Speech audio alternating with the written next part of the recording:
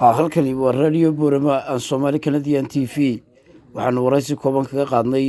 gudoomiyaha ahna hoggaanka sare ee SSC Bashiir Xaaji Cilmi Xaaji Cali Jamaal ayaa waxa uu dhignaa hadalkiisa sidatan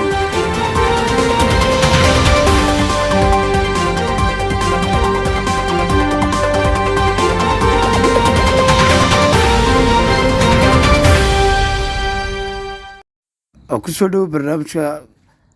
gabi ahaan nooga warbixi xaaladda laascanood. وعليكم السلام ورحمة الله وبركاته. وأنا سنتهاي حامد علي علمي يدمان بهذا الراديو بورما قارهان برنامج اللي يرد الدادي سيق فاع وسلامية وحان كسونا مقالة لاسعانود وكسونا إلى ما أنت تقال كدعي شويقوا هذا ودقيني هاي لكن إلا ما أنت بشي فبروري لحدادي إلا ما أنت dagaalku goos ha noqdo laakiin marna ma joogsan waqtiga idin la hadlayo madaafiic ayay magaalada iyo agagaarkeeda ku soo garaacayaan nimanka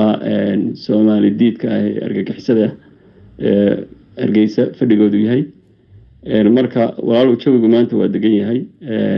xiisad colaadeedna weeye meeshani dadka deegaanka ah xaq durarka ah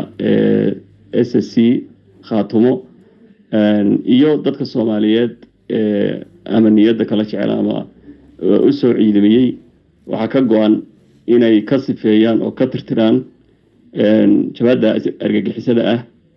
guud ahaan gobolada SSC ayna geeyaan meeshii ay markii hore kaga soo duuleen waxaad ogtihiin waxa caalamku cadaadis ku saaray nimanka Soomaaliland argagixisada ah inay si nabadgelyo uga baxaan ciidamadooda gobolka Sool balse waa ka dhaga adeegeen waa la socotaan waxaase nasiib wanaaga in laga hari doono adduunku waa u daneeyay laakiin in agabkooda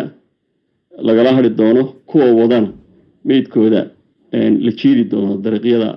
gobolka Sool marka walaalow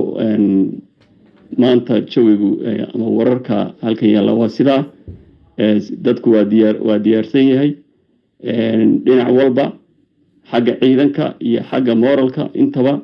waxaan rajaynayaa oo aad maqli doontaan gooraan fogeyn iyada oo guud ahaan gobolkan laga sifeeyay jabada argagixisada ah ee Soomaali diidka ah waan idin salaamayaa. Assalaamu calaykum waraxmatullaahi wabarakaatuh.